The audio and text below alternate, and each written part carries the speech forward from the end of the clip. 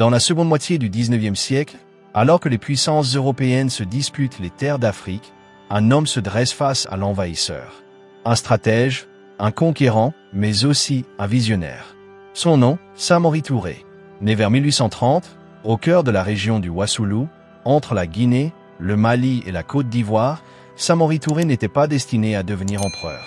Et pourtant, en quelques décennies, il bâtira un vaste empire, rassemblera des milliers de guerriers et tiendra tête à l'armée coloniale française, l'une des plus puissantes du monde à cette époque. Son histoire est celle d'un homme qui a refusé de se soumettre. Un homme qui a compris, bien avant beaucoup d'autres, que la liberté d'un peuple ne se négocie pas. Aujourd'hui encore, Samori Touré reste un symbole de résistance, de courage et d'intelligence politique à travers toute l'Afrique. Dans cette vidéo, nous allons retracer son incroyable parcours. De ses origines modestes à son ascension fulgurante, la construction de son empire du Wassoulou, sa lutte acharnée contre la colonisation française, jusqu'à sa capture et son héritage éternel. Préparez-vous à plonger dans l'histoire du dernier grand empereur africain libre, le Napoléon Noir, Samori Touré. Il a défié la France, bâti un empire plus vaste que certains royaumes d'Europe, et est devenu un symbole éternel de résistance africaine. Voici l'histoire du légendaire Samori Touré, l'homme que les colons redoutaient plus que tout.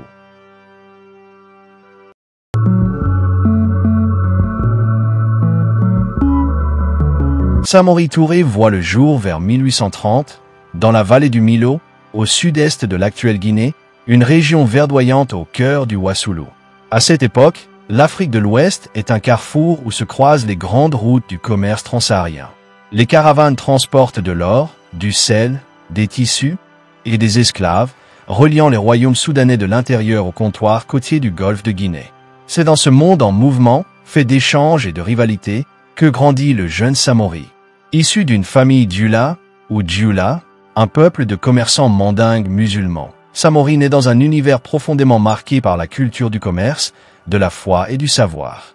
Son père est un marchand itinérant, et sa mère, une femme respectée pour sa piété et sa sagesse. Dans son enfance, Samori accompagne souvent les caravanes marchandes, observant comment les négociants établissent leurs routes, négocient les prix et assurent leur protection dans des régions parfois instables. Ce contact précoce avec le commerce lui apprend des valeurs essentielles, la patience, la diplomatie, le sens de l'organisation, mais aussi une première compréhension des rapports de force entre les peuples et les clans. Le jeune garçon montre rapidement une intelligence vive et une curiosité naturelle. Il apprend à parler plusieurs langues locales, un atout rare et précieux à cette époque. Mais plus encore, il s'imprègne de l'influence grandissante de l'islam dans la région. Il suit les enseignements du Coran, fréquente les marabouts et découvre à travers la religion l'idée d'un ordre, d'une justice et d'une identité collective. Ces valeurs spirituelles deviendront plus tard un pilier fondamental de son pouvoir politique. Cependant, la vie de Samori bascule dans la douleur.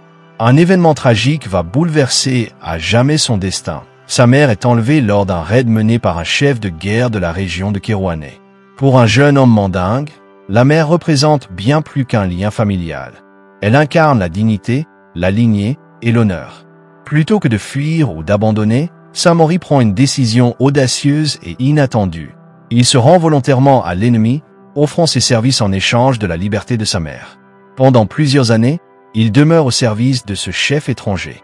Ce séjour forcé devient pour lui une école de stratégie et de survie. Il observe les tactiques de combat, apprend à manier les armes, à encadrer des hommes et à comprendre les mécanismes de la guerre. C'est dans cet environnement hostile que naît le guerrier Samori. Les humiliations subies, les injustices observées et la violence des rapports de pouvoir éveillent en lui une détermination nouvelle, celle de ne plus jamais subir. Lorsqu'il parvient enfin à libérer sa mère, Samori n'est plus le jeune marchand qu'il était autrefois. Il est devenu un homme d'expérience, formé à la fois par la douleur et par l'observation. De retour dans sa région natale, il met en pratique tout ce qu'il a appris. Il commence par rassembler une petite troupe composée de membres de sa famille, d'amis et de jeunes hommes sans attache. Ensemble, ils assurent la défense des villages contre les pillards et les envahisseurs. Son sens de la stratégie, sa bravoure au combat et sa capacité à négocier avec les chefs locaux lui valent rapidement le respect et la reconnaissance. Il s'impose peu à peu comme un chef de guerre redouté et respecté, capable non seulement de combattre, mais aussi d'unir. Contrairement à beaucoup de guerriers de son temps, Samori ne cherche pas seulement la gloire. Il vise à organiser, protéger et construire. Ainsi, en l'espace de quelques années, le fils d'un marchand d'Iula devient une figure d'autorité régionale. Sa légitimité repose à la fois sur son courage militaire, sa sagesse politique et son charisme personnel. Ce mélange de foi, d'intelligence et de volonté va bientôt faire de lui l'un des hommes les plus puissants d'Afrique de l'Ouest. De simple commerçant à chef de guerre, de fils dévoué à meneur d'hommes, Samori Touré s'est forgé à travers l'épreuve et la lutte. C'est dans ce creuset d'expériences humaines et spirituelles qu'il jette les fondations de ce qui deviendra, quelques années plus tard, l'empire du Wassoulou, un État fort, organisé et farouchement indépendant.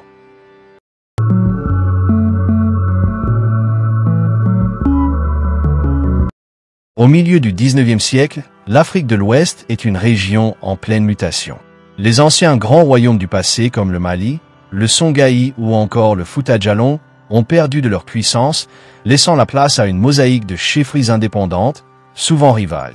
Dans ce contexte d'instabilité politique, de conflits locaux et de recomposition permanente, un nouvel élément bouleverse les équilibres traditionnels.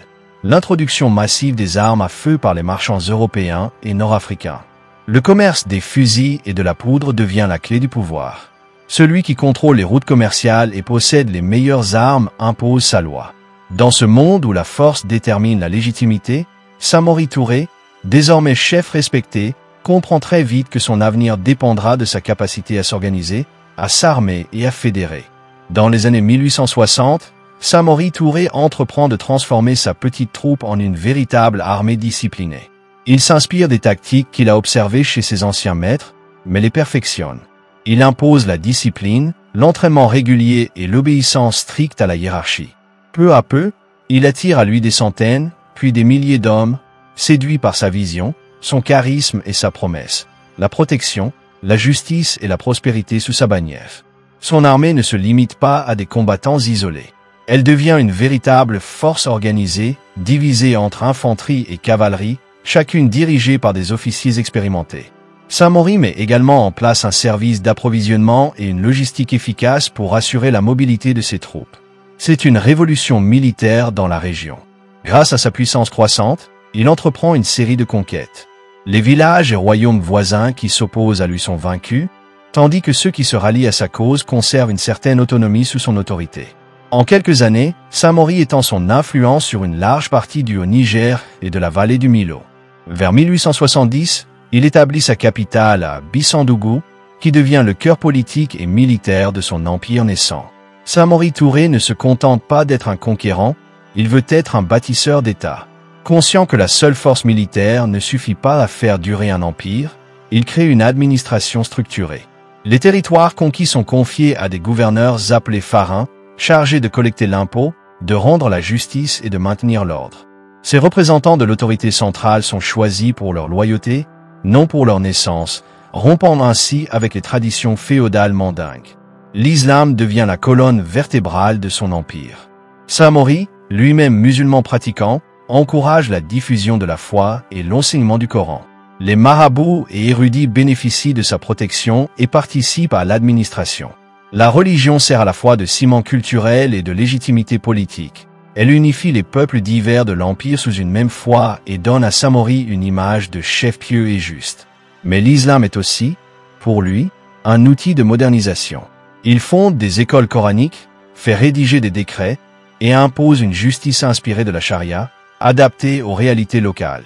Sur le plan économique, Samori développe un réseau commercial efficace.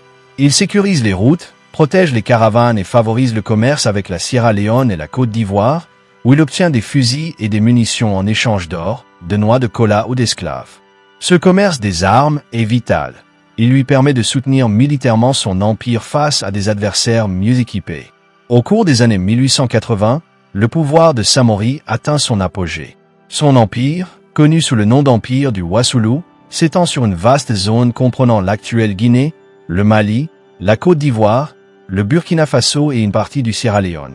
C'est un territoire immense, composé de peuples et de cultures variées, mais uni par une autorité centrale forte.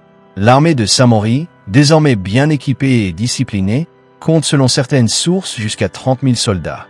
Sa réputation dépasse largement ses frontières. Certains le comparent à Sundiata Keïta pour son génie politique, d'autres voient en lui un nouveau Al-Mami, un chef spirituel et temporel tout à la fois. Cependant, derrière cette puissance grandissante, Samori perçoit déjà une menace. À l'horizon, les colonisateurs européens avancent inexorablement. Les Français, les Anglais et les Portugais progressent vers l'intérieur du continent, cherchant à imposer leur protectorat et à contrôler les routes commerciales. Samori comprend que le véritable combat de sa vie ne fait que commencer. Son empire est solide, son peuple fidèle, mais face à lui se profile une armée moderne, mieux équipée et soutenue par une puissance mondiale. La confrontation entre le Wassoulou et la France coloniale est désormais inévitable.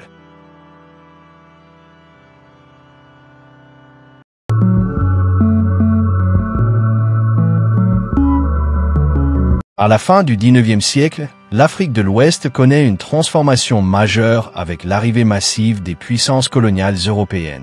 La France, en particulier, cherche à étendre son contrôle depuis ses comptoirs côtiers vers l'intérieur du continent, imposant progressivement des protectorats et assimilant les chefferies locales. Pour Samori Touré, qui a construit un empire solide et autonome, cette expansion constitue une menace directe. Il devient rapidement clair que la survie du Wassoulou dépendra de sa capacité à résister à cette puissance étrangère. En 1882, les premières confrontations armées éclatent entre l'armée de Samori et les forces françaises.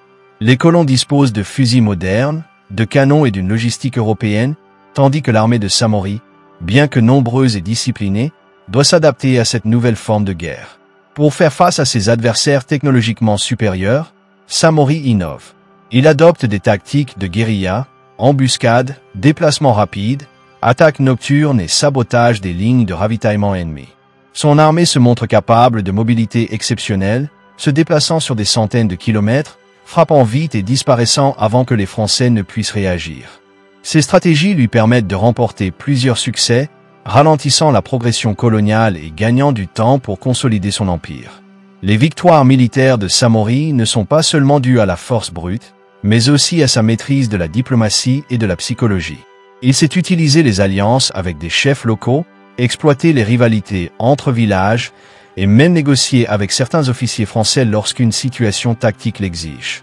Cette combinaison de ruse, de discipline et d'organisation rend Samori redoutable aux yeux de ses ennemis. Malgré ses succès, Samori comprend qu'un affrontement frontal avec les Français pourrait être fatal à long terme. Entre 1886 et 1887, il conclut plusieurs traités de paix, dont le fameux traité de Bissandougou, destiné à calmer les tensions. Ces accords permettent un recul stratégique, donnant à Samori le temps de renforcer ses positions et de réorganiser ses forces. Mais ces moments de paix sont fragiles. La méfiance entre les deux parties est permanente. Les Français, armés et déterminés, cherchent à gagner du terrain à chaque occasion, tandis que Samori doit constamment protéger ses frontières et maintenir la loyauté de ses troupes et de ses administrés. Cette période montre sa capacité à combiner diplomatie et préparation militaire, une qualité rare chez les chefs de son temps. Vers 1891, la situation change, la pression française devient trop forte dans la région du Niger et du Haut-Sénégal. Samori décide alors d'adopter une stratégie de repli calculé vers l'Est, dans des territoires plus difficiles d'accès, notamment vers l'actuelle Côte d'Ivoire. Ce déplacement n'est pas un simple recul. C'est une manœuvre stratégique permettant de rallier des alliés, de réorganiser l'armée et de frapper l'ennemi là où il s'y attend le moins. Dans ce nouvel environnement, Samori adapte ses tactiques.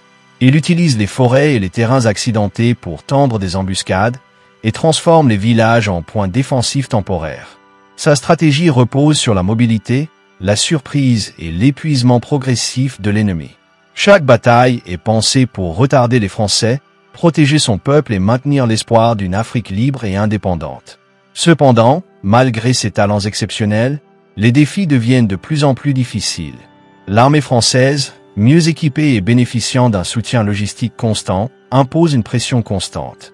Samori sait que son empire est menacé, mais sa résilience, sa capacité d'adaptation et son leadership font de lui l'un des derniers chefs africains à résister avec succès à l'expansion coloniale européenne.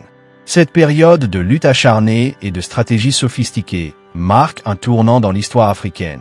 Samori Touré devient non seulement un chef militaire respecté, mais aussi un symbole de la résistance africaine à la colonisation, un homme qui refuse de plier face à l'un des plus puissants empires de son époque.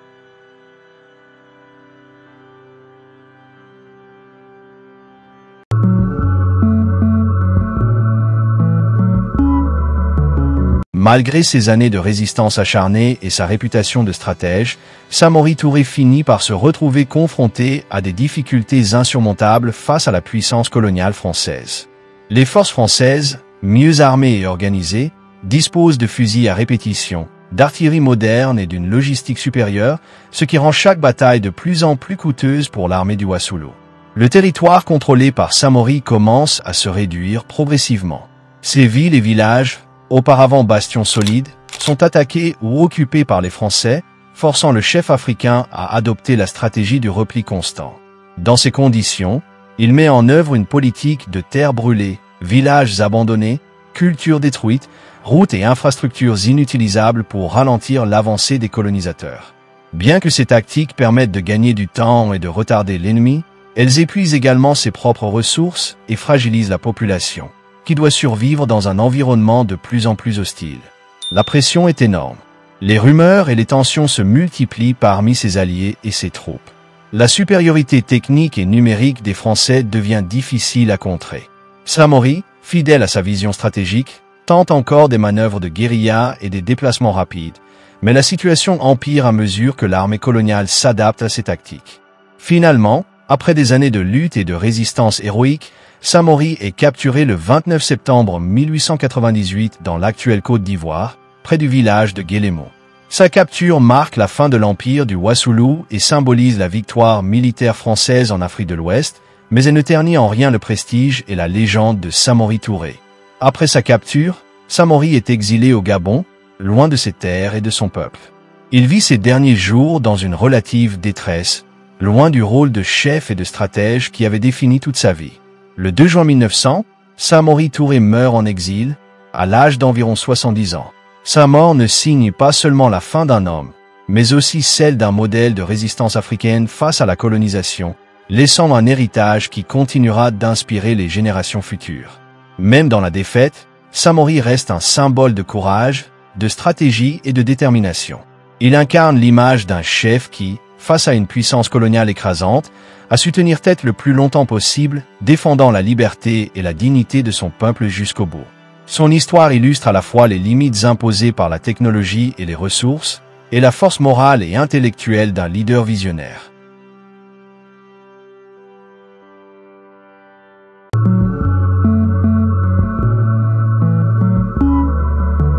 Même après sa capture et sa mort en exil, Samori Touré demeure une figure emblématique de l'histoire africaine. Il symbolise avant tout la résistance africaine face à la colonisation, un leader qui n'a jamais accepté la domination européenne et qui a lutté jusqu'au bout pour protéger son peuple et préserver la liberté de son empire. Sa ténacité et son courage ont fait de lui un modèle de résilience et d'ingéniosité militaire, admiré non seulement en Afrique, mais dans le monde entier. En Guinée et dans plusieurs autres pays d'Afrique de l'Ouest, Samori Touré est commémoré dans la mémoire nationale. Des écoles, des rues et des monuments portent son nom, rappelant aux générations successives le prix de la liberté et l'importance de défendre sa souveraineté face aux forces extérieures. Son histoire a également inspiré de nombreux mouvements de libération et d'indépendance au XXe siècle, lorsque les nations africaines ont cherché à recouvrer leur autonomie et à se libérer du joug colonial. Pour autant, l'héritage de Samori n'est pas exempt de complexité et de controverses. En tant que chef militaire et empereur, il a utilisé des méthodes parfois strictes, comme le commerce d'armes et l'esclavage, pour consolider son pouvoir et financer son armée. Il a également noué des alliances stratégiques avec certains chefs locaux, parfois au détriment d'autres communautés. Ces aspects rappellent que Samori n'était pas un héros parfait. Il était un homme de son temps, pragmatique, capable de compromis, mais guidé par un objectif clair, la survie et l'indépendance de son peuple. Aujourd'hui, l'histoire de Samori Touré offre de précieux enseignements. Elle nous montre l'importance de la résilience face à l'adversité, la valeur de l'autonomie et de la gouvernance locale, et la nécessité de combiner stratégie, leadership et vision pour construire un État durable. Son parcours incarne également la force de la mémoire historique. Connaître ses ancêtres et leur lutte permet de comprendre les défis actuels et de s'inspirer de leur courage. En somme, Samori Touré n'est pas seulement un personnage du passé. Il est un symbole intemporel de détermination, de leadership et de lutte pour la dignité humaine.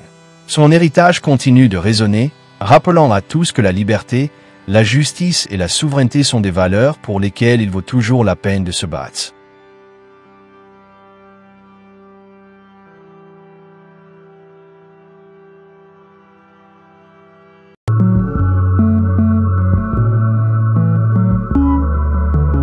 Après avoir retracé l'histoire de Samori Touré, il est clair que sa vie et son parcours sont bien plus qu'une simple succession de batailles et de conquêtes. Nous avons vu comment un jeune marchand d'Ula, né dans la vallée du Milo, s'est transformé en chef de guerre et stratège exceptionnel, capable de bâtir un empire puissant et organisé, le Wassoulou, et de tenir tête à l'une des armées coloniales les plus redoutables du XIXe siècle. Nous avons suivi ses premières batailles, ses alliances et ses tactiques innovantes, son rôle dans l'organisation d'un État centralisé, l'importance de l'islam comme force politique et sociale, et la manière dont il a résisté jusqu'à sa capture en 1898 pour finalement être exilé et mourir au Gabon en 1900. Au-delà de ses succès militaires, Samori demeure une figure symbolique de la résistance africaine, un modèle de courage et de détermination qui inspire encore aujourd'hui. Si cette histoire vous a captivé et que vous voulez en savoir plus sur les grandes figures et les empires d'Afrique, je vous invite à vous abonner à la chaîne, à laisser un commentaire pour partager ce que vous trouvez le plus inspirant dans l'histoire de Samori Touré et à partager la vidéo pour que d'autres découvrent ce PAN fascinant de l'histoire. Merci à tous d'avoir suivi cette plongée dans le passé et dans l'histoire d'un homme qui a marqué l'Afrique de l'Ouest. Restez curieux, restez inspirés et à très bientôt pour une nouvelle vidéo sur les héros et les empires qui ont façonné notre monde.